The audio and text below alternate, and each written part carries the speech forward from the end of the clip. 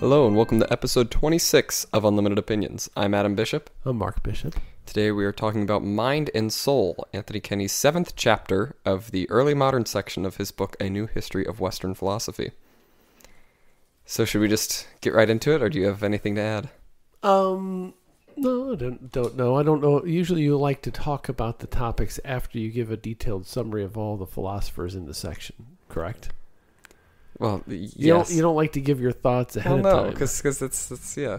All right, okay. All right. So we'll wait to the end to find the thoughts of Adam Bishop. All right. Mind, soul, and identity, which I think is a little bit different than the mind and soul. Maybe a different description of mind or soul. Maybe. We'll get into that. All right. Starting off with Descartes on mind. So Descartes believed that consciousness was really the defining criterion of the mental, and the mind is the well, if I can read my handwriting, Maybe you should just know the subject. is the realm. It's the realm of whatever is accessible to introspection. Mm-hmm. So what he's kind of saying there. So previous philosophers had always kind of looked to other things that kind of define what exactly humanity is separate from animals. The ancients would point to like intellect and that sort of thing. Right. But here Descartes really puts his major emphasis on introspection. So if we can look at ourselves, figure out who we are, that's what separates us from animals. Not so much just that we have advanced understanding of things. And I guess isn't it? Wouldn't you say that's another way of saying you're like self-aware? Yes, right. Self-awareness. Do you think that's a better, kind of defining thing about humanity rather than just intellect or emotions? Yes, I do. I mean, I think because I don't know. I think we're just more intellectual as a matter of degree or capacity from animals, but maybe where with the self-awareness and consciousness maybe separates us more from, like a dog or a cat or whatever. Yeah.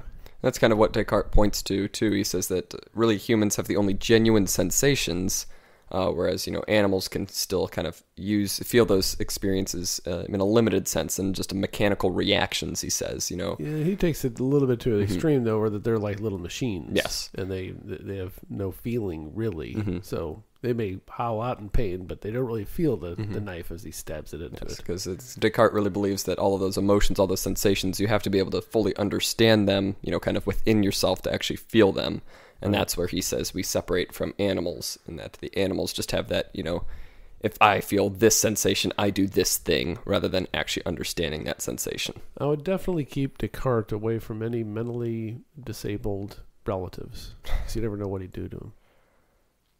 Because, I mean, they'd have a lower intellectual capacity. Would he consider them less human?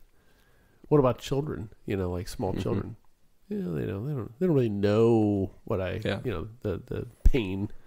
I don't know. I'm not a fan of that part of his philosophy that the animals are just machines, because I don't know that makes us any different. Yeah, which we get to in other philosophers' critique, or maybe not critique, but maybe they just expounded on it and just said, "Hey, we're all machines, including humans." And then Descartes also kind of uses this same kind of line of thinking to say that we can't really deny the experiences of another person. If somebody says that, I think this thing, we cannot say that, well, that's just not true.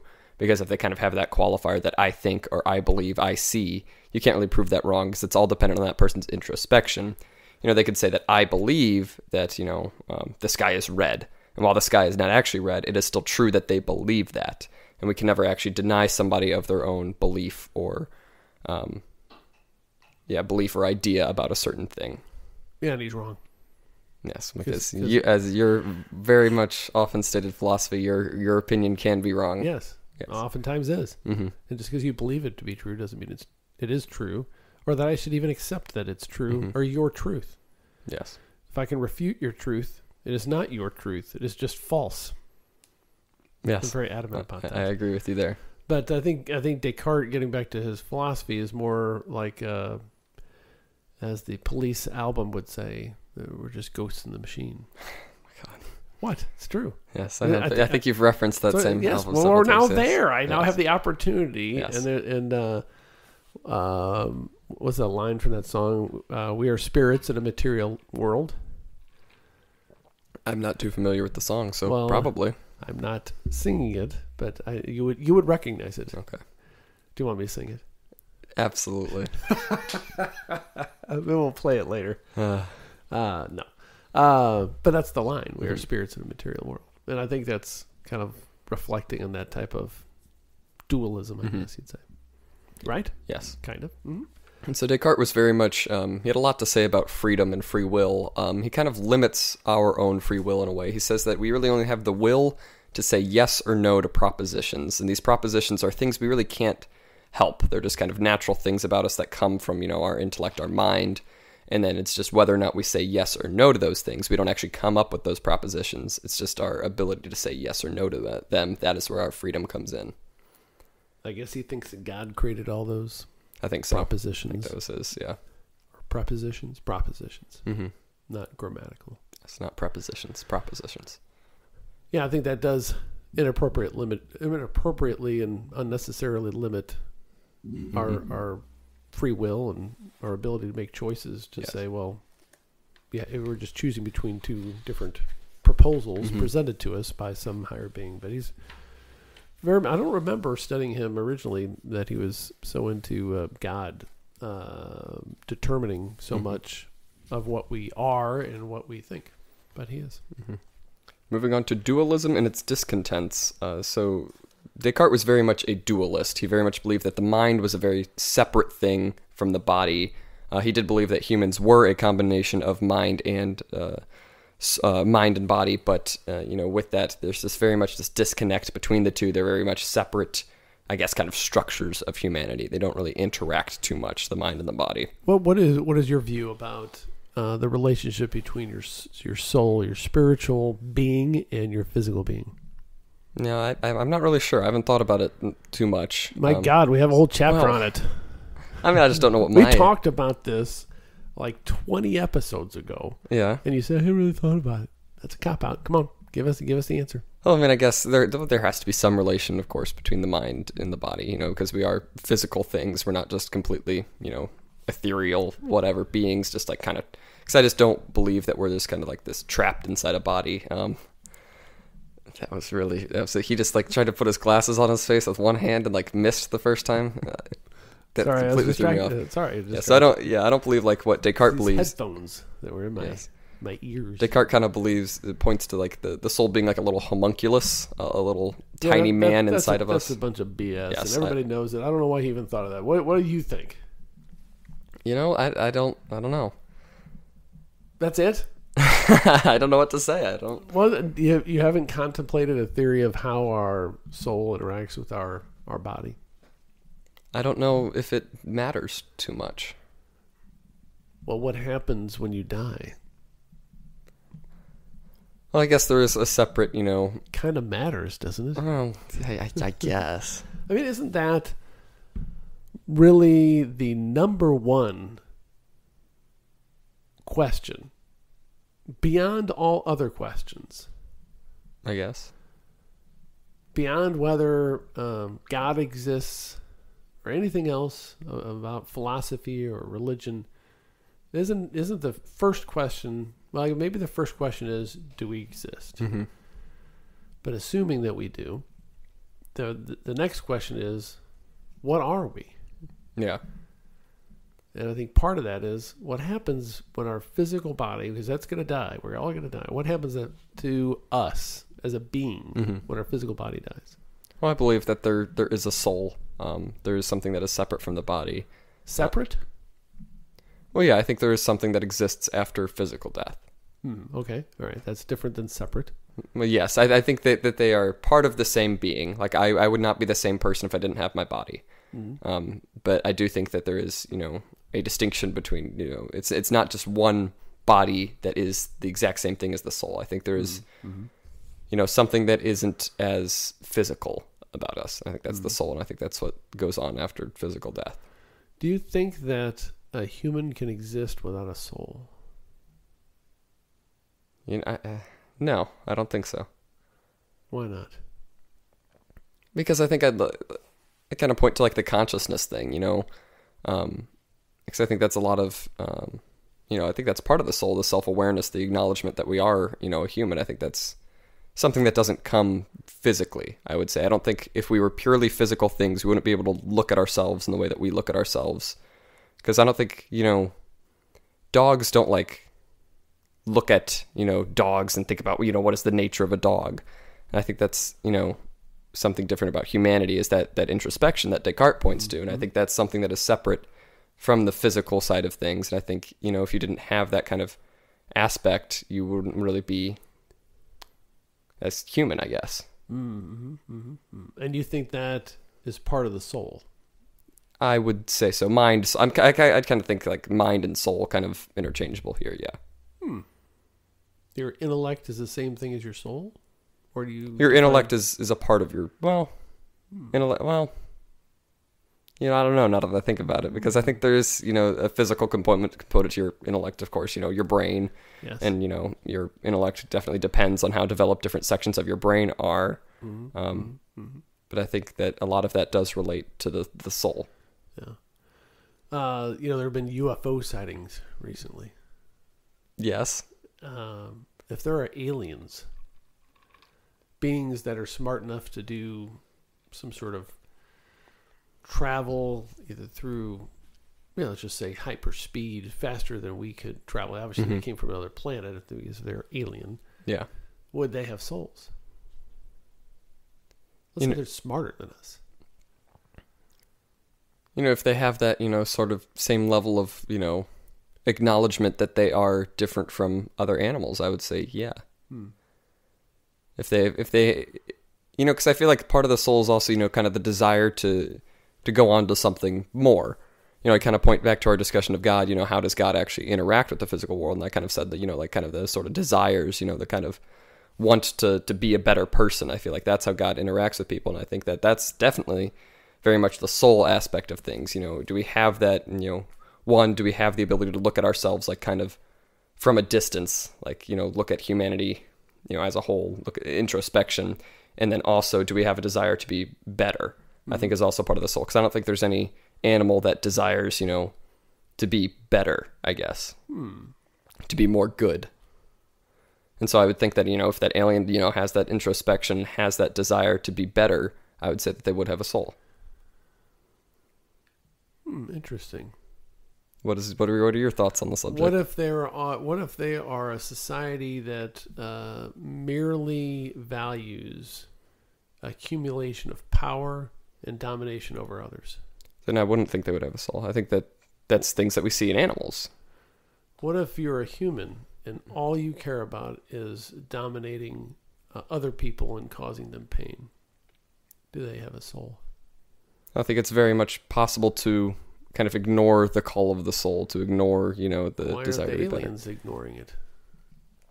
Well, I mean, if it's collectively for the entire species and you can't find a single one of them that wants to be better, then I think we've kind of ruled out the possibility that any of them want to be better, and then I don't think they'd have a soul. What if their culture is such and there's like two of them that are like pacifists, and they live long enough to know that they're pacifists before the rest of them kill them because they're offended by their pacifism and their goodness, which they would view as evil and disruptive of their society. Yeah. So there's two of them.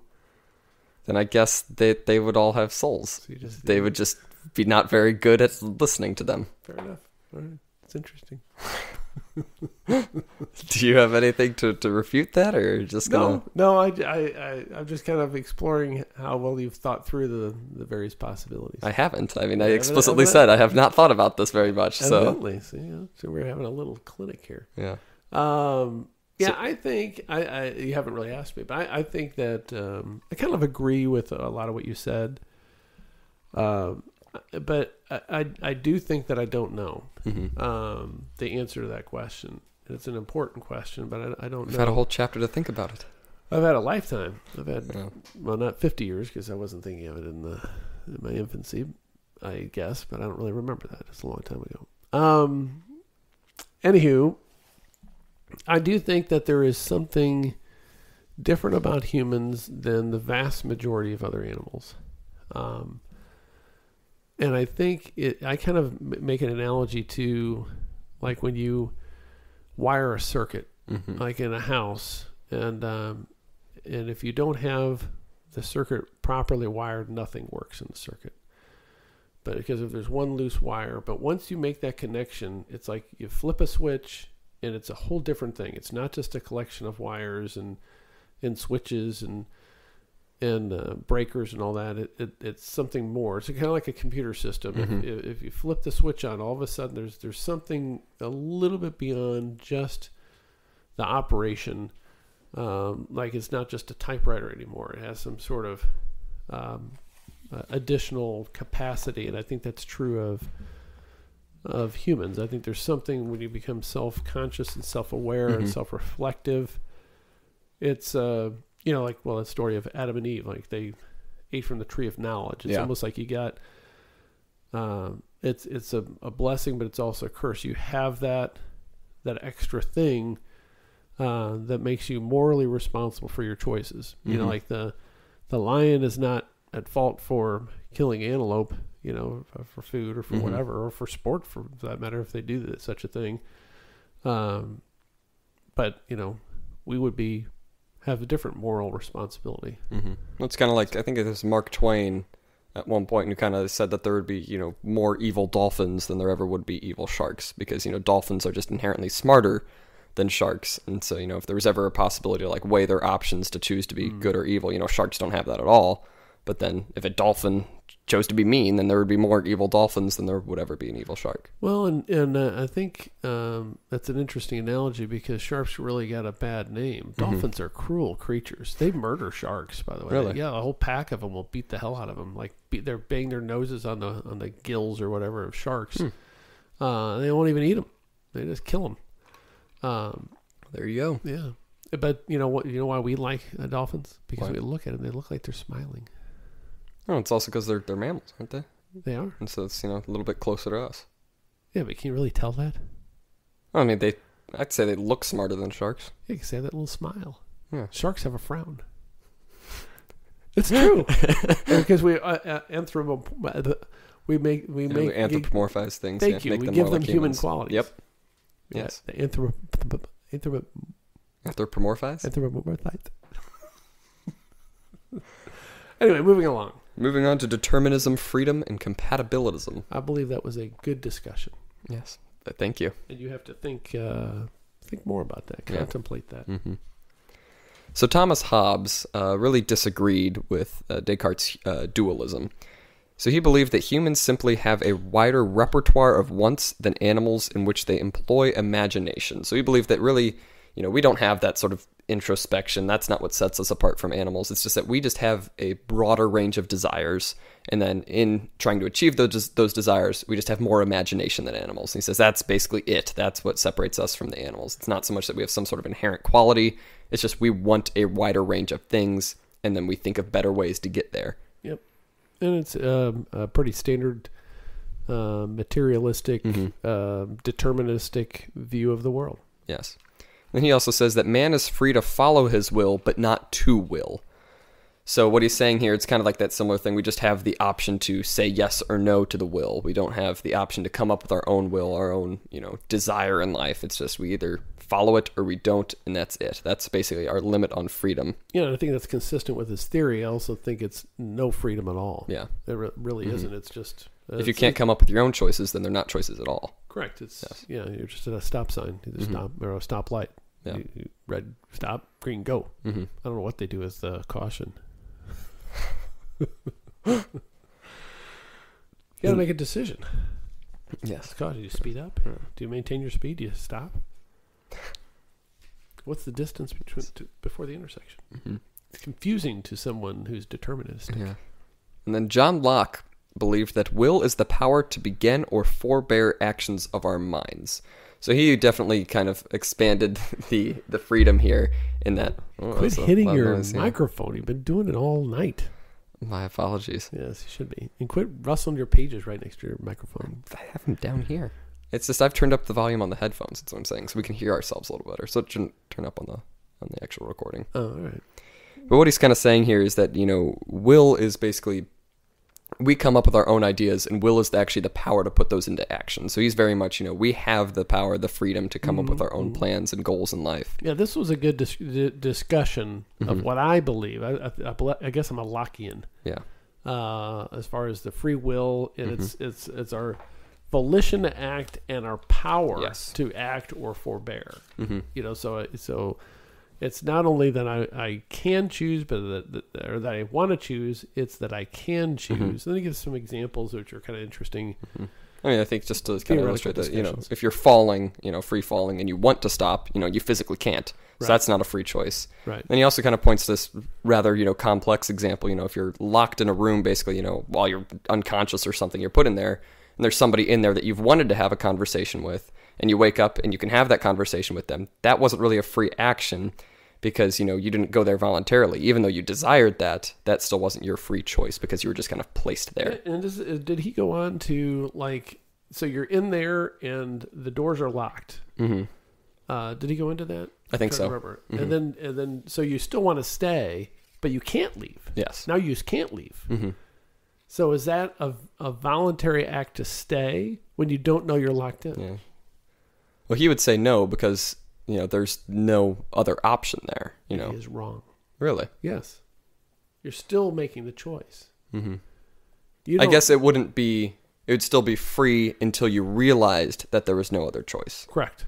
So it's like, who was it? Schrodinger, Schrodinger's cat? Yes. We don't know if the cat's alive or dead until we've opened the box. Right. So does both alive and dead. Yes. And so the possibility exists. Yes. And so either the possibility exists for you if you're in that room for the door to be locked or not to be locked, but as far as you're aware, the door's unlocked and you're still making that free choice. So yeah, I agree with you. And this example, oddly enough, comes up fairly frequently in criminal litigation. Really? When they have somebody in a room, it used to come up. Maybe maybe it doesn't come up so often anymore, but it's always about voluntary statements to the police. And the question is, if the door is unlocked and the person unknowingly can just get up and walk out and go away, is it still a voluntary that they stayed in the room if they assume that the door is locked and they can't go? And what if they say, you can go at any time, but the person never tries the door and thinks it's locked? Are they voluntarily there, or are they held there under force? Those are interesting questions. Yeah. Let's say if they're, purposefully made unaware, that the door is locked, then I'd say that it's not a free... Well... Yeah, it's interesting. Yeah, that is interesting. Yeah. I don't know. There's a lot of possibilities there. Yeah. And what if you're... what if there's a traffic stop? They ask you to get out of the car, and then they're talking to you, and at any point you could just walk away. They don't say that you have to stay. But are you detained? Well, I guess that's why it's so important to have your Miranda rights read to you, isn't it? No, Miranda's a bunch of baloney. No? That's the worst decision ever. Really? Why do you say that? Because it has really nothing to do with voluntariness. It has nothing to do with whether or not your constitutional rights were violated. Especially now. It's completely out of date. Everybody knows the Miranda warning. You have a right to remain silent. Anything that you say can be used against you. You have a right to an attorney. If you can't afford an attorney, one will be provided to you. Everybody in the United States knows that now, because it's been in every crime movie and crime show in the world. So what's the harm when a police officer doesn't give you the Miranda warning? There's no harm. Everybody knows you don't have to say anything to police. But if you don't give them the Miranda warning and they're in custody, those are the two elements, and then they confess to murdering 100 people, that confession will never come into evidence. Huh.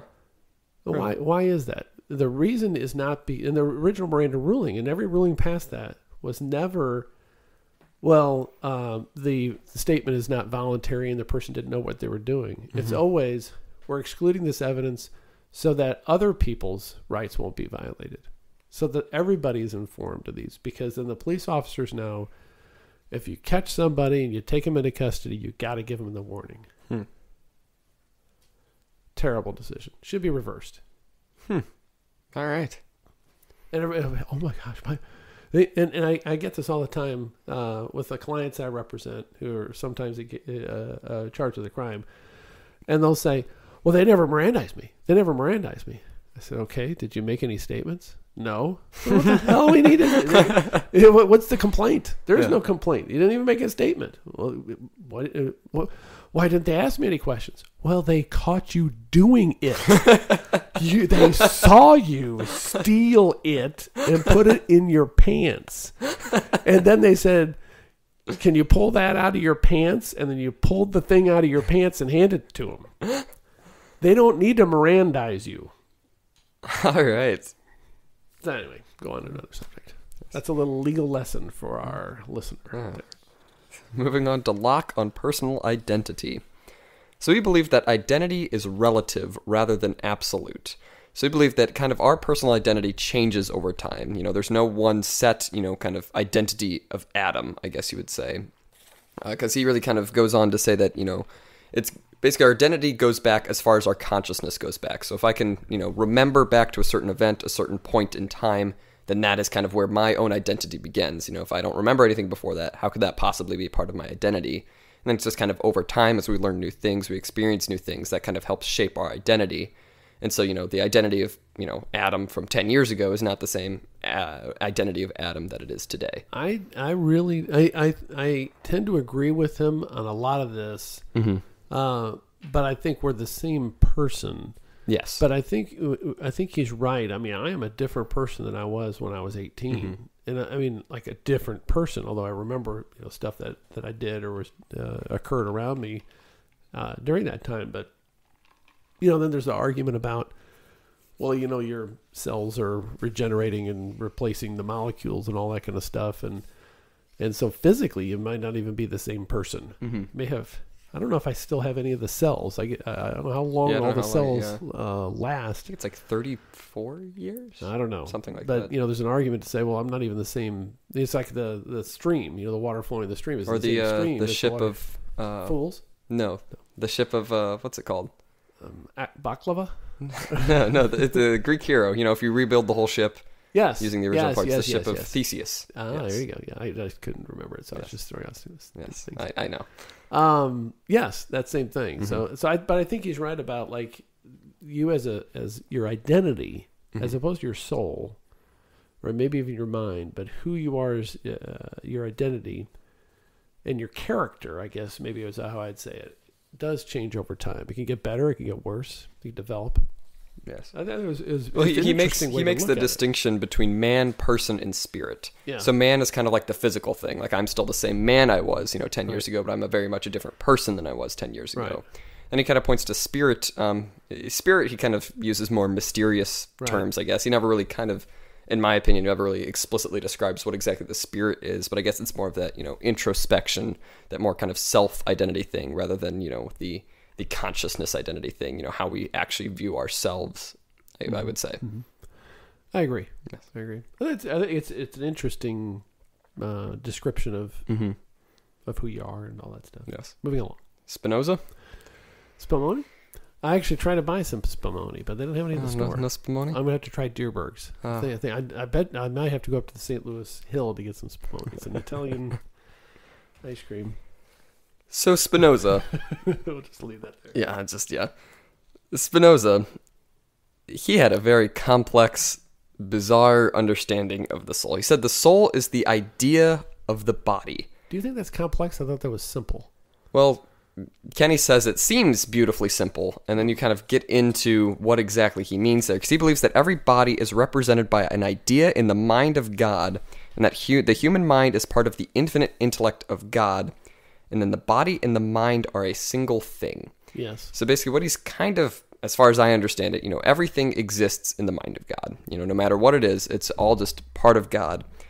And so when we're looking at the mind, the mind is basically just, I guess, kind of how the body would view itself. The body and the mind, kind of that same sort of thing, all still one part of the idea in God's mind, but very much, kind of how, like I said, kind of how the body would view itself, I guess. Yeah, I mean, I think it flows from his philosophy or his system about everything's just God is everything and everything is part of God. Yes. Yeah. And so how can you have a separate identity and a separate will, which he doesn't really seem to believe in, a separate Well, he believes that there's no such thing as the will Right, at all. Because if right. everything just exists in God's mind, then Right. we're not actually making any just decisions, basically. I wonder if he was just kind of a boring layabout most of the time. I don't know. But yeah, I really don't like this whole line of thinking at all. Right. You know, everything just exists in God, you know, because very much, you know, free will is, I think, vital to humanity as a whole. And if we're just saying, well, it's all just God, then, you know, what's the point of anything? It's almost like, I don't know a lot about Eastern philosophy or religion, but it kind of reminds me of some of that just general spirituality and, you know, everything's part of the, almost like Star Wars, you know, the Force is everything in it, you know, the Force flows from you and through you. Or then everything will eventually just kind of end up in the same place, you know, the continuous sort of cycle Right. mentality. Yeah. Right? Yeah. Moving on The to circle of life. Leibniz's monadology. This was Yeah. strange. The monads or Yes, the monads. monads. So he believed that the mind is superior, and that matter is no more than a sleeping partner. So basically, kind of the mind rules over everything in the body. And then we get into the monads. So the only true substance, the only things that actually exists are monads, and they are countless incorporeal automata that are everywhere. So basically, Kenny kind of says, you know, everything has a soul.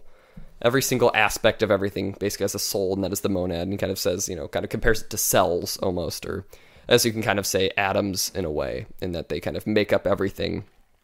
But really what Leibniz is kind of trying to get at here is that, you know, in humans, we're still made up of all of those basically infinite monads, but there's one more powerful monad that basically is the mind, or the controlling one over all the other monads in our body. And it's the same way with all organic bodies. So, you know, animals have that one controlling monad, but the difference between humanity and the animals is the self-consciousness. So that controlling monad in humanity gives all those other monads unity, but it also gives them the ability to basically look in on themselves, to introspect. Yeah, I think this is unnecessarily complicated and foolish. I just think it's unnecessary and foolish. Yeah, there you go. Like, I just don't see how that would benefit anything. You know, I don't see what philosophy can benefit from that going forward. I don't know. Yeah. Because you're creating a whole new category of things that there's no evidence Well, it of. seems very much like we're going back to the ancient philosophers, just Right. trying to figure out what anything is. Right, And it's Earth like, and wind, you know, wind. do we really need to say that every rock has an infinite amount of souls? Like, I don't think we need to do that. Agreed. Berkeley and Hume. Berkeley and Hume on spirits and selves.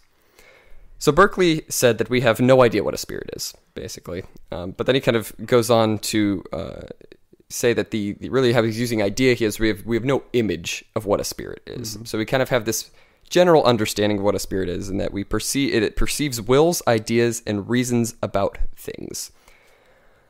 So with that, he's kind of saying like the spirit is basically how we understand the world. You know, we don't exactly have the ability to control our wills, but our spirit, you know, understands those wills, and, you know, it understands our concepts of other people. And he also says we never really have an understanding of another person.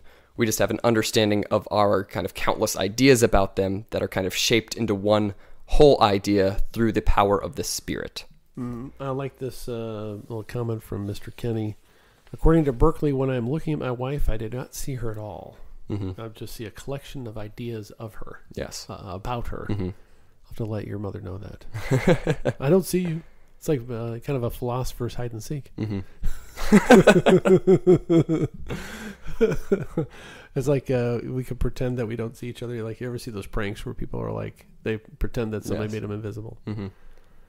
I should do that to your mother tonight. You can't see me. You can't see me. You just see me. So you just see concepts of me. You see infinite number of concepts of me, of your husband. And I'd kind of say this philosophy kind I'm of going to do that tonight. I know you are. I was going to say this kind of makes sense to like a certain extent, in that we will never see anybody the way they see themselves.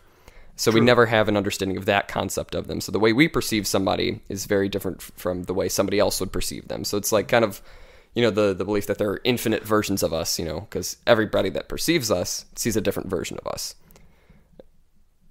You look lost. Well, no, I was just trying to think if that is true. Yes. I think there's some people that there's probably I don't think that people contemplate us that deeply, and so there's a lot of overlap. So there wouldn't be everybody seeing me differently.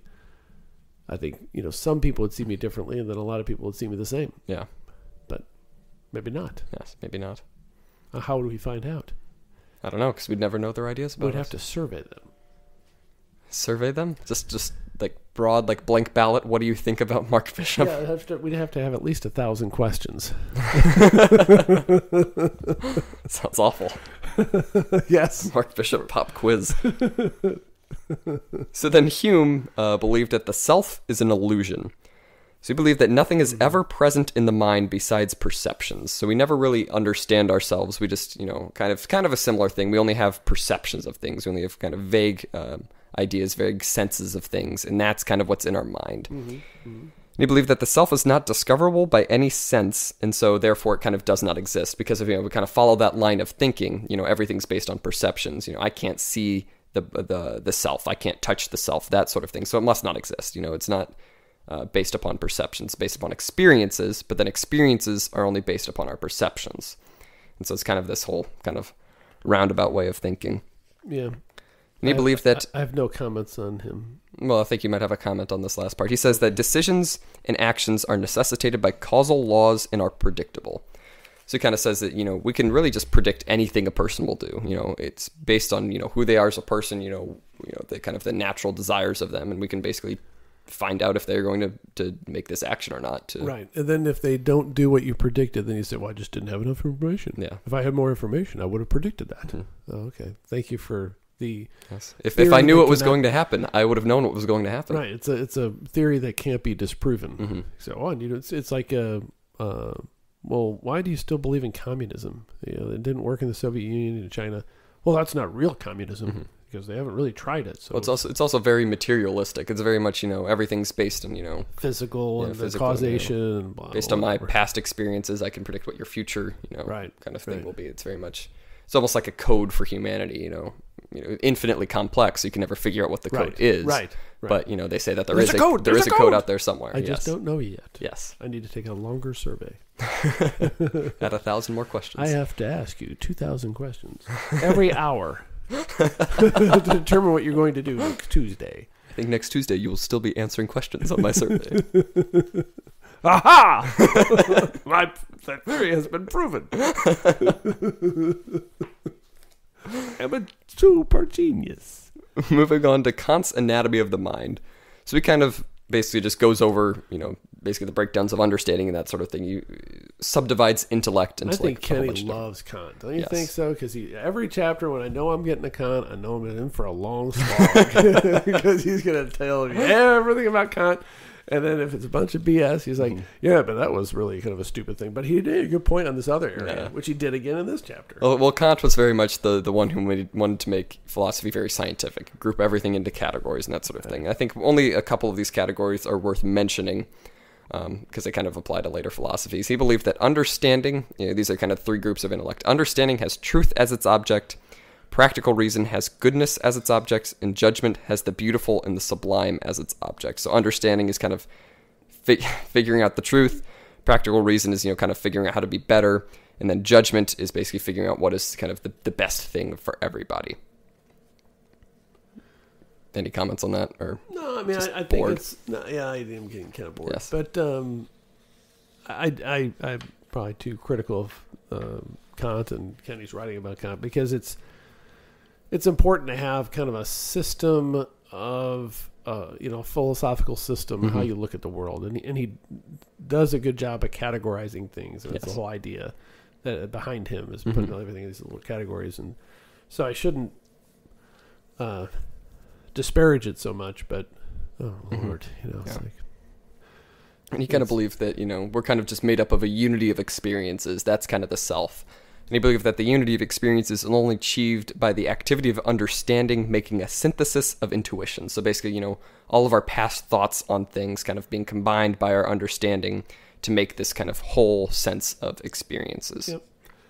And then he also, when he's talking about like free will and determinism, thinks that somehow, it's determinism is compatible with some level. So he's a soft determinist. Yeah. So he believes that, some things are destined to happen, but we still have a level of free will. But the way, I know you don't like the soft determinists. I mean, I guess in some way I agree with them, because there's some things that we're determined to do, like we have physical reactions to things. If somebody startles you, you're going to jump and whatever because you're startled. It's a physical reaction. So, and your heart rate will accelerate and all those kind of things that are determined. I get all that, but for any meaningful philosophical discussion, what do they really mean is determined? That's not what really they're talking about. They're talking about decisions we make and things that we do and who we are. And when it gets down to it, how is there free will if you believe there's a level of determinism as to what we do and how we decide things? It is interesting. It's strange the way he goes about kind of reasoning his way through that. He says that, nature is bound by time, but kind of the human mind, the human, kind of self is not bound by time.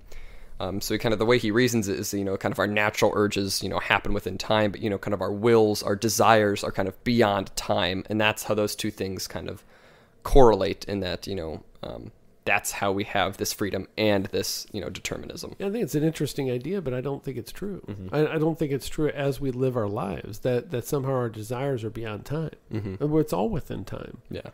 I mean, unless we're doing something when we sleep, if what is it? There's a children's story where they went to sleep and they lived like 100 years, and they woke up and it's the next day or something. Or it's like Narnia. Narnia. Yeah. That's what. Well, they didn't go to sleep. They went to the wardrobe. Went to the wardrobe, and they come back and they lived a lifetime, age, and they're the same age. So it's like, well, maybe there is a way that it's happening, but we're not conscious of it. Yeah. I mean, not in any meaningful way. So I don't know what it is about our day-to-day life that is free and involves free will and decision making that he explains from his writings. I don't know it. Yeah.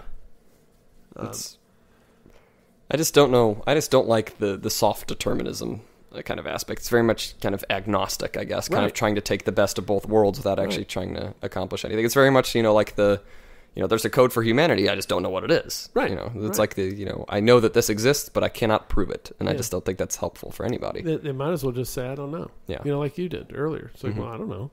I'm not going to say that, Don't hold yourself out as some sort of philosopher with any answers unless you provide an answer and stick to it. Exactly. Either be a determinist or you defend free will. Man up and do one or the other. Yeah. And then we'll live with it. But to say, well, it's compatible somehow, and our souls are outside of time. But I don't know how that. Seeing how we think within the sphere of time, and we consider things in a temporal manner. It's like I have a desire to eat a peanut butter and jelly sandwich tomorrow at noon. Like, how is that outside of time?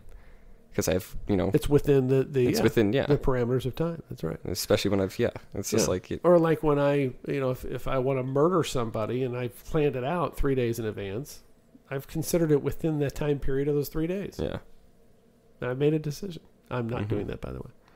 Good. Thanks for clarifying. I was very scared over here. So you're a little worried. Yes. Do you have any other last thoughts on the mind and the soul? No, I really want to get out of here so I can tell your mom that she's not looking at the real me and she doesn't understand the true me. Because I'm just a collection of her conceptions of who I am. That's fantastic. All right. Well, this has been episode 26 of Unlimited Opinions. I've been Adam Bishop. I'm still Mark Bishop.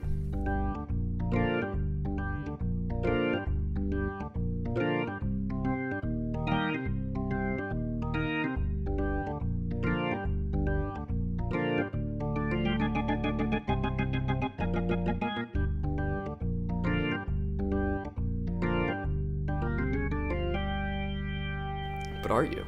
Or are you just my collection of ideas about you? That's a good one, gentlemen. Hey, thank you.